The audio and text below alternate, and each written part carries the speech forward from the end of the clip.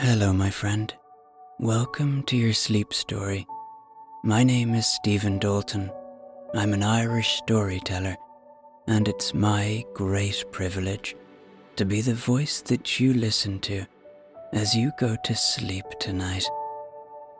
Tonight's story was written by my niece, Megan Moore, who originally comes from America. I know a lot of you who listen are from the great land of America, and I suppose in a way, tonight's story might resonate with some of you the most. It's about a chance meeting between you and a friendly person at a farmer's market, and a wonderful day that unfolds afterwards. It's a cozy, heartwarming, human tale that was inspired by Megan's childhood. I hope you like it. Okay, let's do the relaxation session now, which will take a few minutes before tonight's sleep story. I'm going to count down from 10 to 1, and as I do, allow yourself to let go more and more.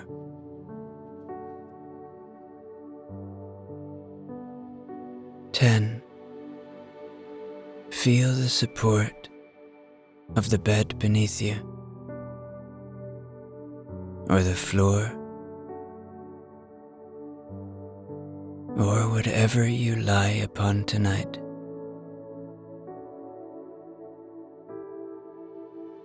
Really feel that support.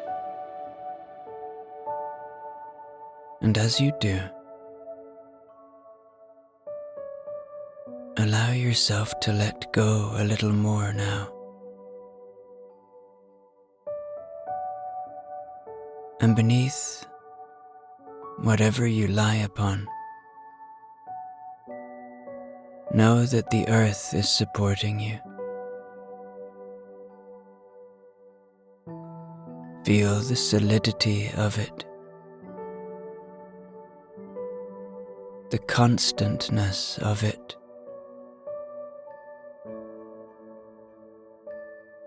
It is always there, supporting you. So just let go now. 9. You are safe. Allow my voice to be an anchor of safety for you tonight. Know that I will not take you anywhere that is unsafe. Allow my voice to be a friend, to be a calming guide, and see if this feeling of safety can enable you to let go a little bit more now. 8. Feel into your body. Where are you holding tonight? Maybe it's in your feet. Maybe your lower legs. Maybe your belly. Maybe your chest. Or maybe your face. I know I always hold in my face. See if you can just relax everything now. 7. The day is done. Whatever has been,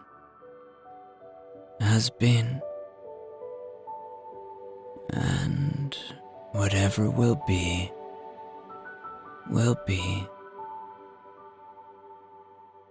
Whatever thoughts you may still be having tonight, they are not useful now. Don't fight them. See them for what they are. Thoughts. Allow them to arrive. Even welcome them. And then gently watch them depart, like leaves on a moonlit river, or clouds passing in a moonlit sky.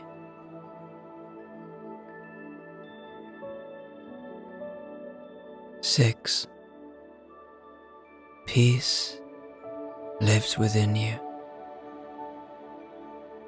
It is always there, waiting to be found.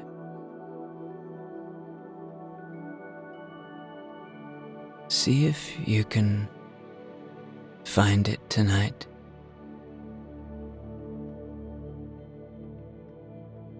See if you can say hello to that peace. For it is your constant friend. And if you do feel it, where do you feel it? Is it in your head? Or is it in your heart? 5. This is your moment. This is your time.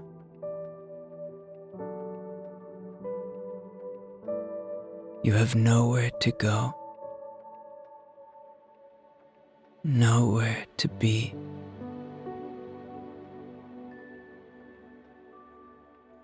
Allow that fact to enable you to let go a little more now, to really be in this moment.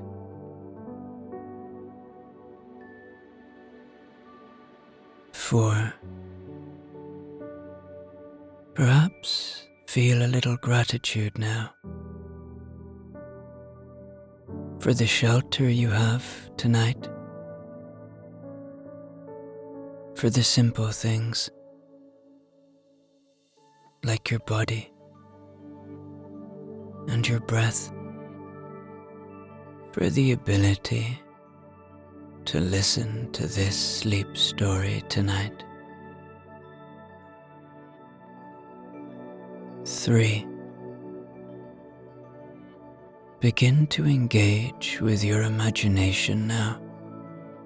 Begin to imagine a beautiful farmer's market filled with all manner of colourful veg and fruit.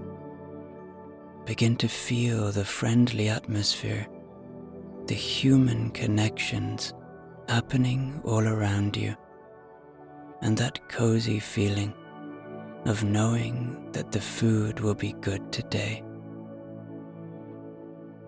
2. Check in with your body one more time now.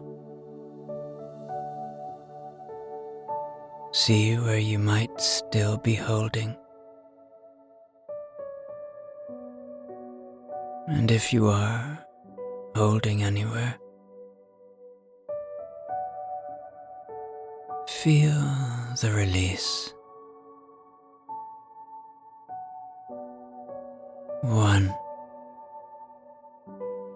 Completely letting go now, as I tell you tonight's sleep story. It's the local farmer's market on a late Saturday morning. Although the sun has not fully risen, the air is warm, with a promise of the summer heat that will warm up as the hours pass. However, the energy at the market is vibrant and welcoming. Friendly faces greet one another warmly and chat about their weeks and families. You stroll leisurely through the market, perusing the stalls, overflowing with the freshest produce of the season. Colorful and plump fruits and vegetables draw your attention. Some still have remnants of the dirt from the fields on their skins, as if they were just harvested that morning. Nearby, baskets are filled to the brim with green zucchinis, purple eggplants, and golden yellow squash, all freshly picked and still carrying the scent of the earth. The aroma of freshly baked bread wafts through the air, drawing you toward a stall where loaves of sourdough are neatly arranged. The stand is bustling with people, eager to add a loaf to their baskets. Each of the loaves' crust is a perfect golden brown and dusted with flour, which the baker behind the stall still has lingering on her apron. You imagine her in a bakery, kneading each loaf of bread with care and expertise. You continue on your way before your gaze falls on a display of vibrant yellow lemons. Suddenly, an idea strikes you to make some fresh squeezed lemonade. You sort through the boxes of lemons, picking out the most plump and full ones to add to your basket. Already, perhaps your mouth tingles with the thought of having a refreshing citrus beverage on a hot summer day such as this. The citrusy fragrance mingles with the scent of herbs from a nearby store, where bunches of basil, mint, and rosemary are neatly tied and ready to be taken home. You buy some batches of mint and add it to your basket, thinking it would go perfectly with the lemonade. At the same stall, you spot some jars of golden honey adorned with handmade labels. You take a jar to add some sweetness to the lemonade. As you move on to the next stall, a pair of children bump into you before racing through the stalls, followed by their laughter. You watch as they join their mother at one of the produce stands, a basket in her arms that is so full she has to hold it with two hands.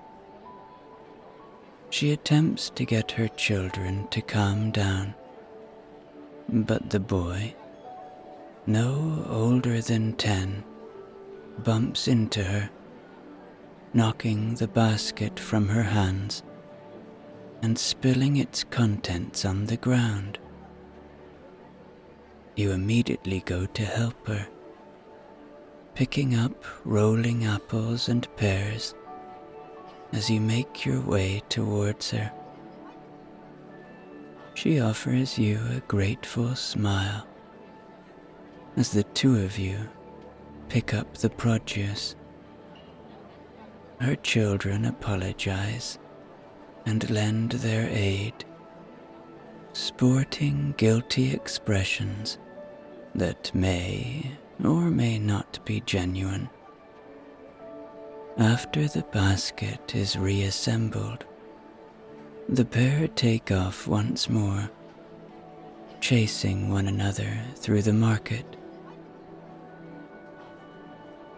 Their mother lets out an exasperated sigh, but smiles as she apologizes to you and thanks you for your help. She introduces herself as Janet, then points to the boy and tells you his name is Ben and his sister is Elsie. You can tell she is struggling to handle the heavy basket and keep an eye on her kids at the same time. So you offer your help to carry the basket. She insists that you don't need to take time out of your day to help her, but you are happy to do it. You stick by her side as she adds a few more items to her bag. She carefully inspects each vegetable before picking the perfect one.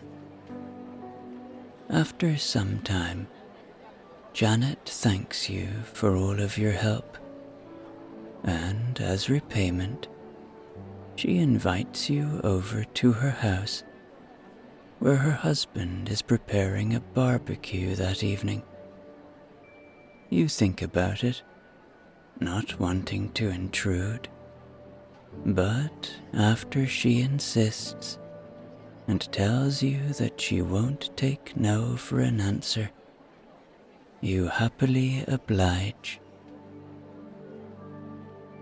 After she rounds up her rambunctious children, you all continue down the street together, leaving the bustling energy of the farmer's market behind. Here, all of the houses are similar in architecture, modest in size and color, with trimmed grass lawns and manicured flower gardens.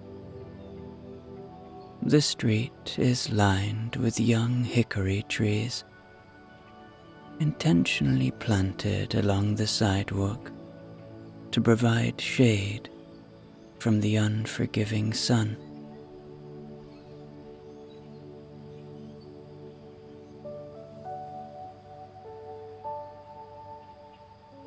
You make a right at a street sign reading Bloomfield Lane before coming upon a white house with a yellow door. The garden out the front has an array of colorful flowers in bloom and some kids' toys and bicycles left in the front yard. The house is not perfectly maintained, with some shingles missing from the roof and some dirt on the siding, but it looks well loved and lived in. Janet takes you around the back of the house, where a tall white fence surrounds the backyard. She opens the gate, revealing a large and spacious yard with trees that offer shade from the sun, and a colourful wooden playset for the children. A golden retriever dog barks happily and runs to Janet, and she greets him with enthusiasm. The dog then approaches you, excitedly sniffing you, while its tail wags madly. You manage to see the name on the collar, Buster. Near the back of the house is a large stone patio where a man stands before a large barbecue. Janet goes up to the man and kisses him on the cheek before introducing you to him. He is her husband, Dan, and he offers you a friendly smile before shaking your hand.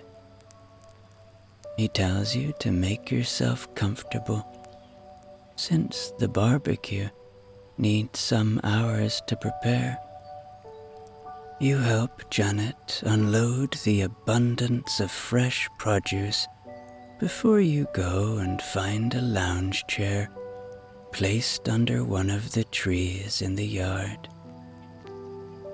The canopy of green foliage from the maple tree casts flecks of shade that offers the perfect refuge from the midday sun. Beneath this leafy shelter, you allow yourself to unwind, sinking into the plush cushions of the weathered wooden chair, which mold gently to your body, providing a comfort that compels you to let go of any lingering tension. In this moment, you are reminded of the life that exists all around you, from the cheerful chirping of birds as they flutter between the branches of the trees, to the buzzing insects hidden in the grass and nearby bushes. Even the occasional laughter from Ben and Elsie add to the perfect cacophony of the surrounding nature. The sounds of summer envelop you in a familiar embrace. There is a light breeze that offers a brief respite from the warmth. It brings with it the smell of flowers from the nearby garden, mixed with the distinct aroma of burning coal from the barbecue. You begin to doze off, the nature around you acting as a lullaby of sorts. Your eyelids grow heavy, and your mind begins to calm.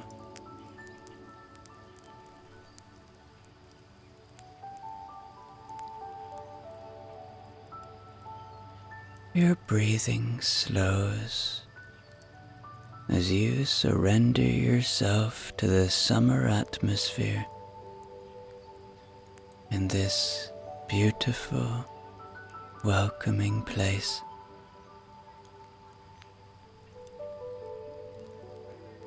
Then, after some time, you feel something wet lick your hand, stirring you from your afternoon slumber. You open your eyes to see Buster sitting at your feet. His tail is wagging, and his mouth hangs open in a wide smile. He licks your hand again, and you pat him gently on his soft golden head. Ben and Elsie begin a game of tag in the distance, and after a moment, Buster runs off to join them, barking happily. You rise from the chair and approach the patio, where Janet has placed a picture and juicer. She suggests that it's a good time to make lemonade, as they could all use a refreshing beverage. Under the shelter of a striped awning, you and Janet work together in a comfortable rhythm, slicing the lemons in half and then pressing each one into the juicer. The tart, fragrant liquid spills out. Its refreshing citrusy scent mingles with the warm summer breeze. As you do so, you chat idly with Janet, making light conversation. Janet is the epitome of kindness. She is giving and selfless, and she asks about your interests and your life with an inherent warmth that instantly puts you at ease. She listens intently, her genuine curiosity palpable with every question she asks. There's an ease in your interaction, a natural connection that makes you feel comfortable opening up to her. She has a bright aura that is contagious as she talks about her family. You can't help but notice the smile lines that frame her mouth, evidence of a life filled with joy and laughter. These lines add to her beauty, highlighting the gentle features that display the many moments of happiness she has shared with her loved ones. The lemonade is almost complete. Your hands are sticky and smell strongly of citrus as you pour the last of the fresh squeezed juice into the glass pitcher. Janet mixes the juice together with warm water using a large wooden spoon. She pauses to let you pour in the honey from the farmer's market to add a touch of sweetness to the tart concoction. Both of you take a sip to test its balance, and you both agree that it has reached perfection. Janet brings out a large bag of ice from the freezer and pours it into the lemonade. You make some thin slices with the remaining lemons and prepare the mint leaves. Turning the spout, you fill 5 tall glasses with the cloudy yellow beverage. Janet adds glass straws to each, while you place a lemon slice and a sprinkle of mint leaves in each one. Janet announces to the rest of the family that the lemonade is ready, and you watch as Ben and Elsie jump down from the playset and come bounding over, Buster at their heels. Everyone takes a glass and raises it. Dan smiles and thanks you for coming and joining them on this hot summer day before clinking his glass with yours. The kids impatiently chug their lemonade. Already half of their glasses are drained. You smile and take a sip. The beverage is cool from the ice, the perfect relief from a humid summer day. The sweetness from the honey and the tartness from the lemon washes over you, mingling on your tongue in perfect unity. Already, you've drained your glass before you even realize it. Luckily, you and Janet made an entire pitcher, enough for the whole family to have 3 servings. After refilling your glass, you sit on the patio and chat with Janet and Dan while the kids run wild through the yard, laughing and chasing one another, making up rules to a game they only just invented. Buster happily trailing after them. Janet and Dan tell you the story of how they met. They were both living and working in the city. When they were younger, they thrived in the busy, fast-paced environment. They both worked office jobs and would visit the same coffee shop every morning. Even when Dan changed his job and worked in an office on the other side of town, he would still go out of his way to visit that shop just to see Janet.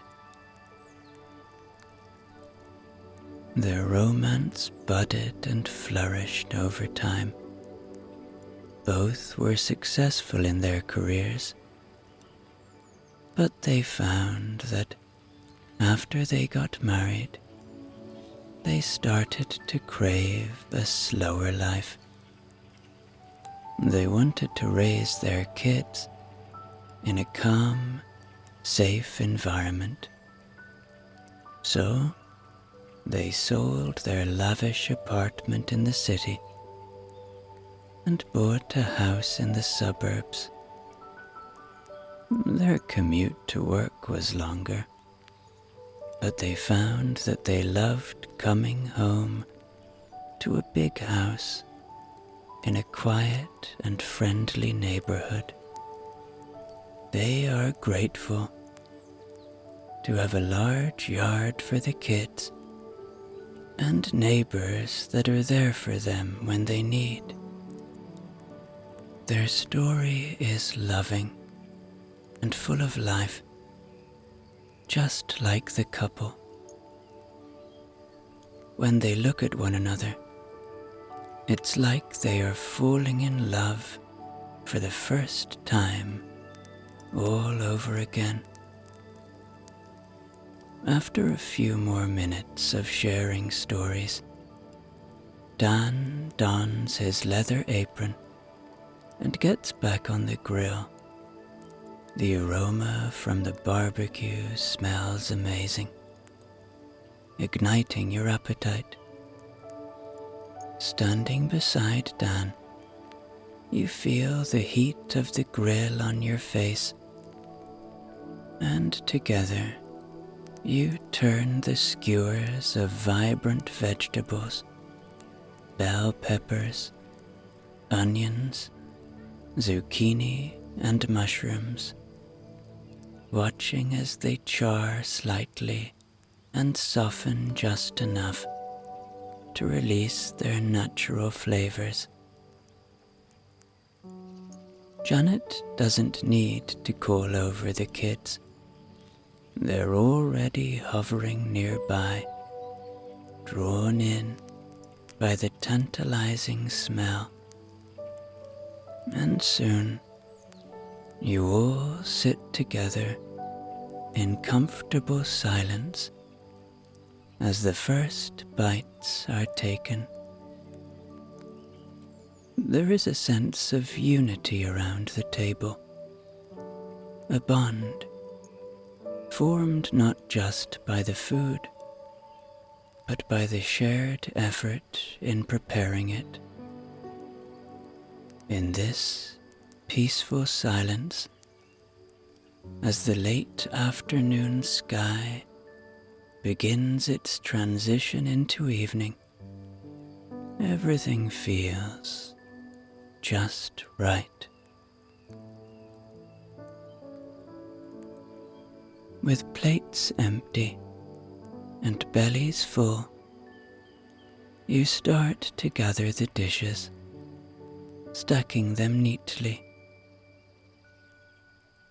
Janet jumps into action, but you insist on helping, allowing her a moment to relax with her family.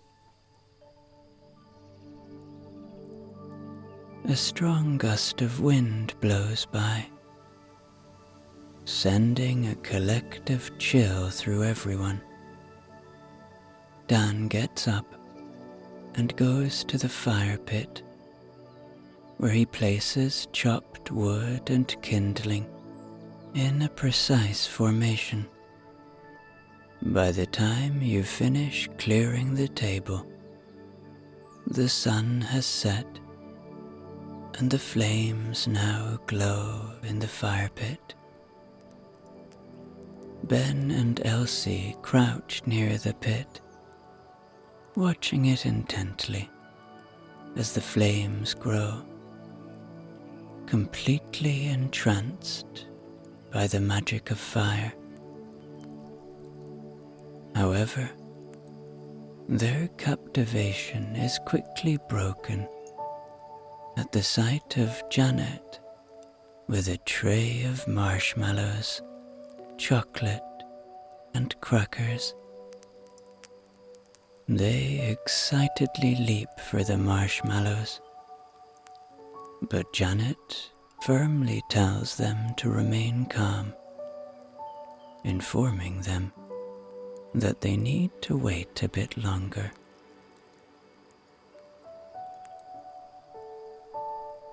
It is dusk now.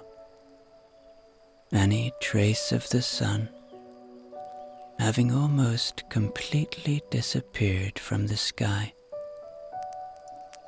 The air is chilly, and the breeze makes it even cooler. As you sit back and take in the peacefulness of the moment, a sudden flicker of light catches your eye. Turning toward it, you see fireflies, their tiny bodies glowing like scattered embers as they drift aimlessly across the yard.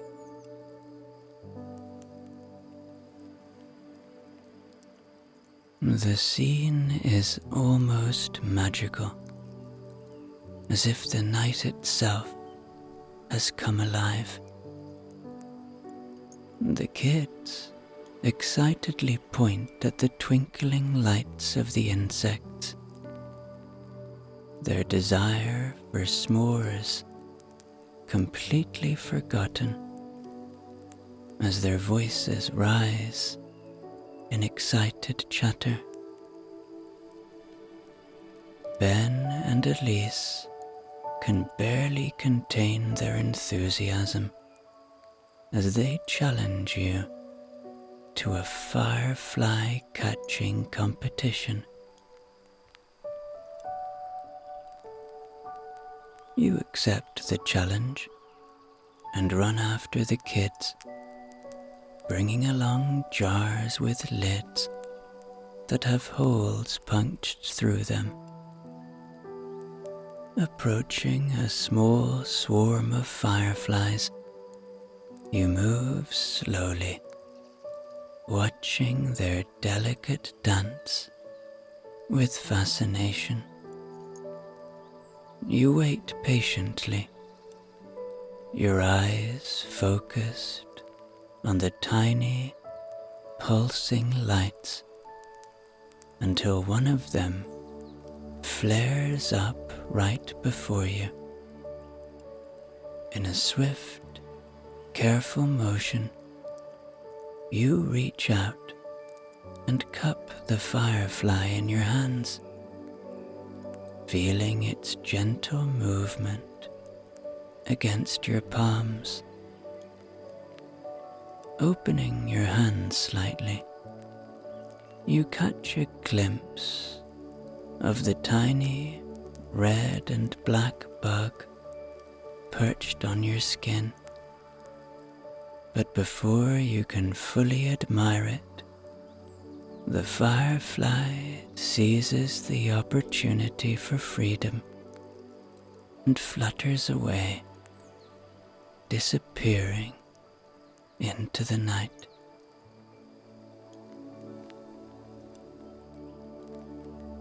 The kids giggle and shriek with joy as they begin to fill their jars. Elise and Ben, with their quick movements and practiced technique, shining with triumph at their full jars of blinking lights. Despite your best efforts, it's clear you're no match for these experienced bug hunters. But the joy of the chase and the laughter shared makes every moment worth it. As the competition draws to a close, the children attempt to count the fireflies they've collected, their little fingers pointing to each one as they struggle to keep track, losing count and starting over multiple times as the firefly dance erratically in the jars. Their concentration is intense, and they can't decide on a winner. You laugh and declare them both champions, commending their impressive skills. With the excitement of the chase behind you, you all gather near the warm glow of the fire where Janet and Dan are waiting. But before settling down, the kids have one last request. Together, you each hold out your jars, the fireflies inside still blinking intermittently. On the count of 3, you all open the lids simultaneously, releasing the fireflies back into the night. You watch as they float out in every direction, their tiny lights flickering like stars as they rise and disperse throughout the yard.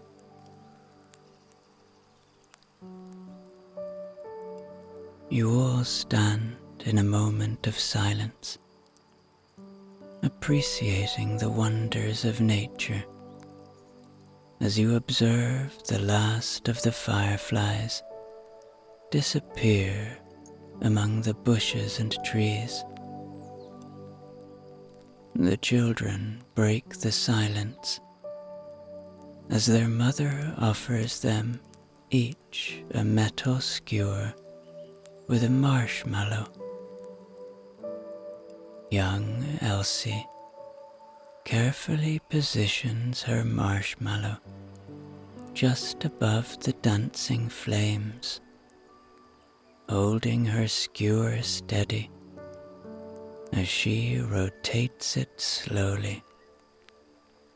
She's patient, meticulous even, making sure the marshmallow browns evenly on all sides. She claims with confidence that golden brown marshmallows are the best, earning an outburst of disagreement from her brother as he thrusts his marshmallow directly into the heart of the fire. Ben's eyes light up with excitement as he watches the sugar ignite almost instantly. The marshmallow flares up in a bright orange blaze before he pulls it out swiftly, waving it around. He blows frantically, puffing out his cheeks as he extinguishes the flames. The marshmallow, now blackened and charred, crackles slightly as he sandwiches it between a piece of chocolate and crackers. You roast your own marshmallow to perfection, just how you prefer it. Satisfied with your handiwork, you carefully slide the marshmallow off the skewer and onto a waiting square of chocolate, which instantly begins to melt when it makes contact with the hot mallow. The rich chocolate softens into the marshmallow as you press a cracker on top, completing the s'more before sandwiching it between the chocolate and the cracker. You take a bite. The crunch of the cracker, mixed with the sweet gooiness of the chocolate and marshmallow, create a picture of bliss within your mouth.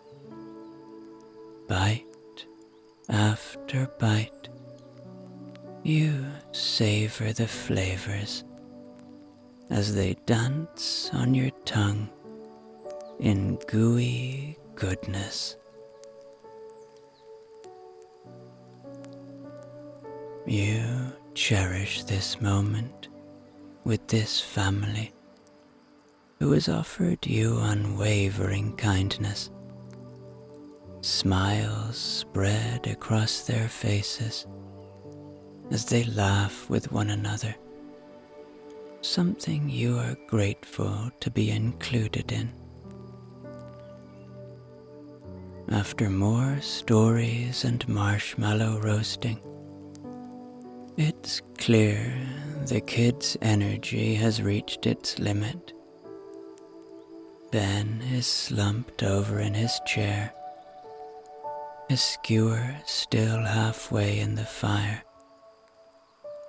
The marshmallow has long since burned and melted off the stick. Elsie is in her father's lap. Her arms are wrapped around his neck, while he cradles her gently. Dan and Janet exchange knowing glances before they get up. Janet removes Ben's skewer from the dying fire before taking him in her arms. They bid you good night and thank you once more for your company before they head inside to help the kids prepare for sleep, leaving you alone by the fading embers of the fire. You look up at the sky. You are far enough away from the city to still see some stars scattered throughout the night. It's quiet here in the suburbs.